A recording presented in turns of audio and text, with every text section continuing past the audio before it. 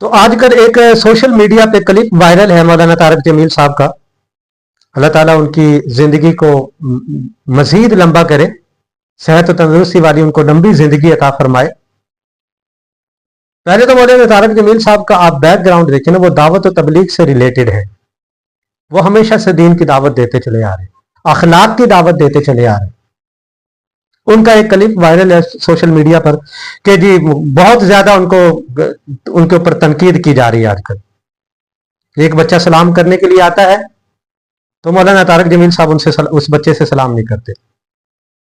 بھئی مولانا طارق جمیل صاحب کی آپ سابقہ زندگی دیکھیں, وہ تو سلام کرنے کی دعوت دیتے چلے آ رہے ہیں کتنے عرصے سے, ساری زندگی ان کی اسی کام میں گزر رہی ہے. وہ چاہے بچوں کے ساتھ ہو, بڑوں کے ساتھ ہو, بوڑھوں کے ساتھ ہو, وہ تو سلام کو عام کر رہے ہیں, اسلام کی دعوت دے رہے ہیں.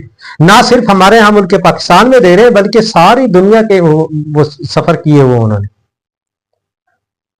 اور ان پہ دے مار 4.5 ان کو جو ہے نا قابل تنقید بنایا جا رہا ہے. ہر بندہ اٹھ کے جی مولانا طارق جمیل غریبوں کا اور ہے, امیروں کا اور ہے, وغیرہ وغیرہ ویڈیوز بنا کے جو ہے نا وہ وائرل کی جا رہی ہیں. یعنی ان کو بھی تنقید سے خالی نہیں چھوڑا جا رہا ہے, جن کی ساری زندگی کی محنت ہی اصلاح کی ہے. ساری زندگی سے وہ یہی محنت کرتے چلے آ رہے ہیں جی کسی طریقے سے قوم کی, امت کی اصلاح ہو جائے. نہ صرف پاکستان بلکہ ساری دنیا کے اندر وہ سفر بھی کر رہے ہیں, ابھی بھی کر رہے ہیں.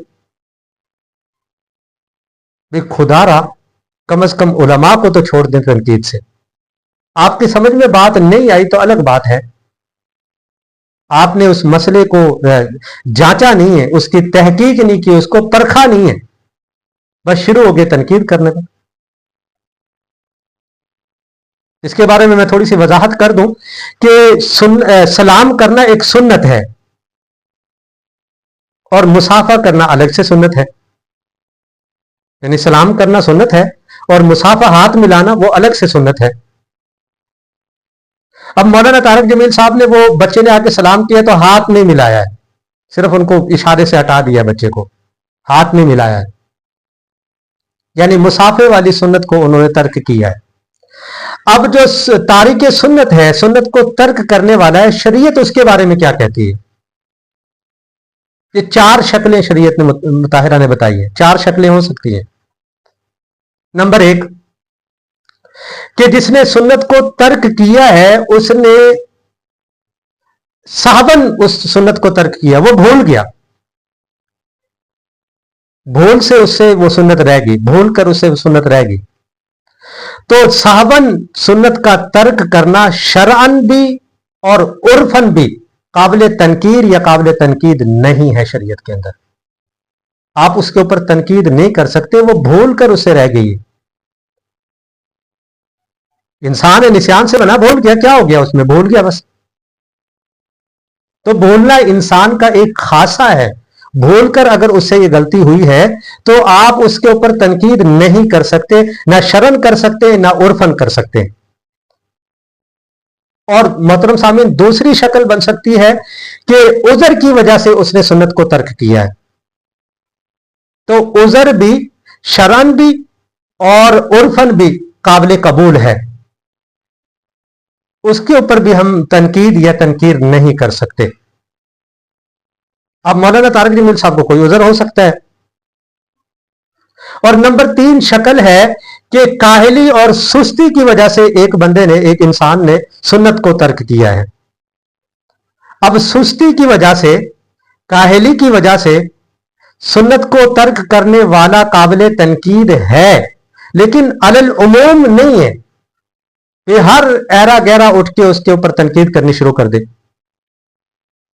ہاں, اس کا استاد ہو, اس کا شیخ ہو, والدین ہو, وہ بھی تنقید کر سکتے, لیکن تنقید برائے تنقید نہیں کر سکتے, تنقید برائے اصلاح کریں گے, اور وہ بھی اتنی صرف کریں گے جتنی شریعت نے اجازت دی ہے. اب یہ نہیں ہے کہ آپ تارک سنت کو جناب سولی چڑھا دیں, پھانسی لگا دیں, یہ نہیں ہے. آپ اس کو موضوع بحث بنا کر اور جو ہے نا اس کے مقام مرتبے سے بھی اس کو گرانے کی کوشش کریں. آپ کو کیا حق پہنچتا ہے؟ آپ اپنے گریبان میں جھانک کے دیکھیں، آپ نے کتنی سنتوں کو ترک، آج کے دن میں کتنی سنتوں کو ترک کیا ہوا ہے؟ ایک ادنا سنت ہے، ایک درمیانے درجے، ایک اعلیٰ سنت ہے، آپ نے کتنی اعلیٰ سنتوں کو ترک کیا ہوا ہے؟ بے ہر بندہ قابل جو ہے نا، ہر بندہ تنقید نہیں کر سکتا، صرف استاد کر سکتا ہے، یعنی بڑے کر سکتے ہیں، اصلاح کے لیے کر سکتے ہیں. کہ سنت کو چھوڑنا یہ اچھی بات نہیں ہے. شریعت کے دائرے کے اندر، ایک محدود دائرے کے اندر اس کے اوپر جو ہے نا تنقید کر سکتے ہیں. لیکن میں نے بتا دیا کہ ایک ہوتی ہے تنقید برائے تنقید، ایک ہوتا ہے تنقید برائے اصلاح.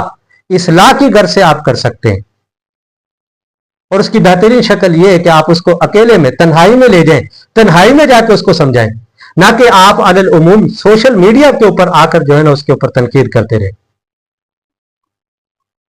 اور چوتھی شکل ہے کہ ایک بندے نے سنت کو ترک کیا ہے اہانتاً، یعنی توہین کرتے ہوئے سنت کو ترک کیا ہے. تو یہ بندہ قابل تنقید بھی ہے، قابل تنقید بھی ہے، اور اس کی اصلاح بھی ضروری ہے. اور یہ بندہ کہیں ایسا نہ ہو کہ خدا نہ خاصہ یہ دائرہ اسلام سے ہی نکل جائے. جو سنت کی توہین کر رہا ہے، ترک کر رہا ہے اس کو توہین کرتے ہوئے.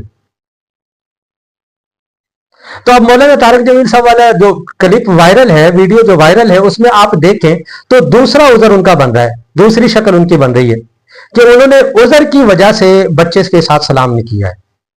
مطلب سلام نہیں کیا ہے، مطلب ہاتھ نہیں ملایا ہے، مصافحہ نہیں کیا ہے. اب یہ جو انٹرنیشنل لیول کے جو لوگ ہوتے ہیں، بڑے جو لوگ ہوتے ہیں، ان سے ہر بندے کی کوشش یہ ہوتی ہے کہ میں سلام کر لوں.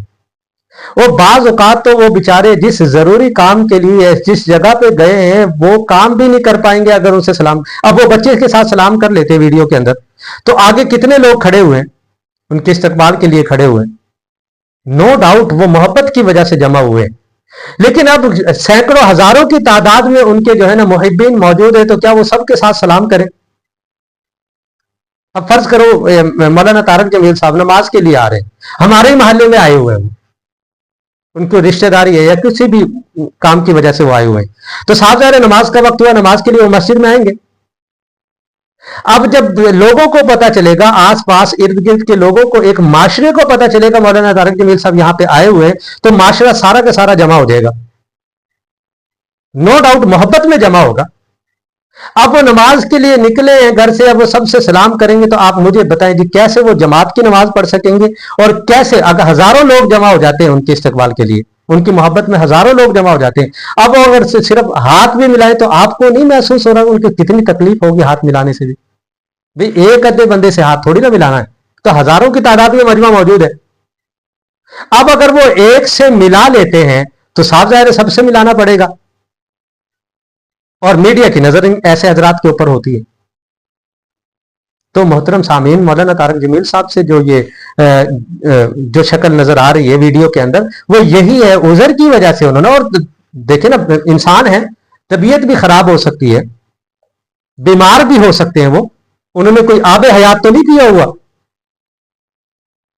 بھئی وہ بیمار بھی ہو سکتے ہیں. ممکن ہے ان کی طبیعت، جب انسان کو، ہم اپنے آپ کو دیکھ لیں، جب بخار وغیرہ ہو یا کوئی نزلہ زکام بھی ہو تو ہماری کیسے طبیعت کے اندر چڑچڑا پن آیا ہوتا ہے، نہیں ملنے کو دل کرتا. تو انہوں نے عذر کی وجہ سے اس ہاتھ ملانے والی سنت کو ترک کیا ہے، نہ کہ انہوں نے کوئی اہانت کرتے ہوئے یا کوئی سستی کرتے ہوئے انہوں نے ترک نہیں کیا ہے. تو آپ حضرات سے گزارش ہے کہ اس طرح کی ویڈیوز، اس طرح کے جو کلپ ہوتے ہیں، جو علماء کرام کی گستاخی کے کلپ بنائے جا رہے ہیں، ان کو خودارا نہ بنائیں. وہ ہمارے سروں کے تاج ہیں علماء. علماء کی وجہ سے آج دین زندہ ہے، ورنہ ہم انگریز کے بود و باش اور انگریز کی وضع قطع اپنائے ہوئے ہوتے. یہ علماء ہی ہیں جنہوں نے دین کو زندہ رکھا ہوا ہے. جو تھوڑی بہت شکل ہمیں نظر آ رہی ہے نا، وہ علماء کی وجہ سے نظر آ رہی ہے. آپ ان کی زندگی کو دیکھیں، کتنی گراں قدر خدمات ہیں ان کے دین اسلام کے لیے. آپ ان کے اوپر تنقید کر رہے ہیں. آپ کو کس نے حق دیا ہے کہ آپ مولانا طارق جمیل جیسی شخصیت کے اوپر جو ہے نا وہ تنقید کر